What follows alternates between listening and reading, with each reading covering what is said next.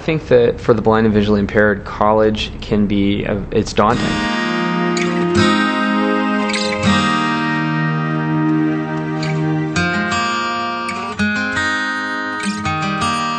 Not only do students in this situation have to fill out extra paperwork, you have to register with Office for Students with Disabilities, and there's a lot of responsibility that falls on the student that other students really don't have to deal with. That was one of my frustrations going through school, was because I couldn't read those textbooks. But then even when taking tests, sometimes I wouldn't be able to see what was on the test and I would just guess. And then I came to the Lighthouse and I learned about CCTVs and I was introduced to using a monocular and the high-powered magnifiers, and I was just amazed that all of this equipment existed.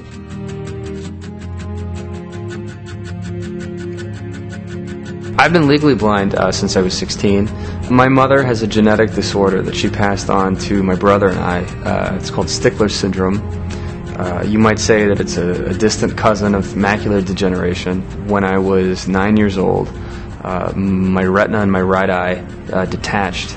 Something crazy like 80–90%. Then I was 16, I lost a big chunk of sight in my left eye. You still have to move on. You're still in school, assignments still have to get done. And so that was the kind of the situation that I think was challenging for my family, was finding a way for me to press forward. To this day, I'm still adjusting to things. I'm still finding things. I mean, there's a lot to take in.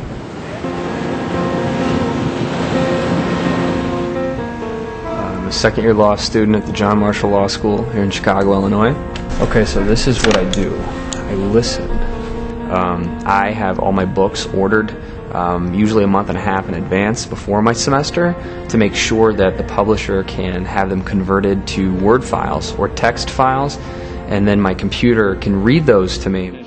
Folder view, list view, not selected, txt.txt. You have to establish good relationships with all of your professors. Even if you don't like a professor, you still have to email them and call them and say, what you wrote on the board today, I didn't see that. Or can you email me the handouts before class? The student just needs to be very attentive and do more work than their sighted peers, whether that's law school, whether that's undergrad. A lot of employers that I talk to just assume they see someone who's blind and then they just automatically assume that they can't do the work. I remember an employer that I had spoken with, and I started to tell this employer about our clients who are blind or visually impaired. And right away, the person on the phone said to me that, well, they're not going to be able to do the job. And I said, why? And the person said, well, they need to use the computer. If they don't have an idea of how someone is capable of doing a certain type of work, I feel that as an advocate, for someone who is blind or visually impaired, I feel that I need to take that time to educate them. I remember my mom came into my room and gave me a letter, and I was so excited when I just read, "You've been accepted at the University of Chicago." I think I started jumping up and down. I'm the only undergrad student who has a serious visual disability, so when people approach me, I think I can help with some of the stereotypes that they have. Really impressed with the schools that our students are attending, the fields that they're going into. We've had scholarship recipients who attended such schools as Oxford University, University of Chicago, University of Illinois, Northwestern University, Johns Hopkins, and they're going into such a diverse array of fields. We have students who are studying chemistry and law and social work and computer science and psychology, and I think that one of the unique things about our scholarship program as well is that it gives a really unprecedented opportunity for our donors to connect directly with our students and for the donors' families to make a connection there. That's what's nice about the program. You can have a mentoring role in that student's life. Many of our donors like to sponsor a student in a field that they're coming from. We had a donor in the past year that had given a gift in memory of a colleague of theirs, and that was in the same field. The field happened to be medicine. And so it was a nice way to honor that person.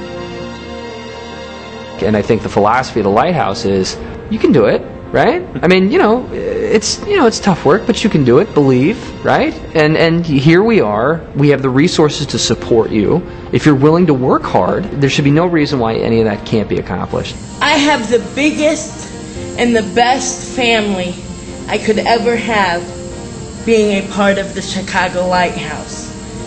They have made my life possible. I have gone to work with Anthony Thomas, who is a public defense attorney, and he's great. He's a public defender, and I've seen him win cases in almost a Hollywood climactic kind of fashion. Just because you don't have eyesight doesn't mean that you can't succeed and be good, and be really good. And these guys have basically said to me, look, here we are, we have no vision, and we're respected. We're all very fortunate to work at a place where we see miracles happening every day here, and that's what brings me here every day. People's lives being changed, having a very positive impact, and being a support system for people who are in need. And every day I do what the Lighthouse has done for me. I help show other children that anything is possible.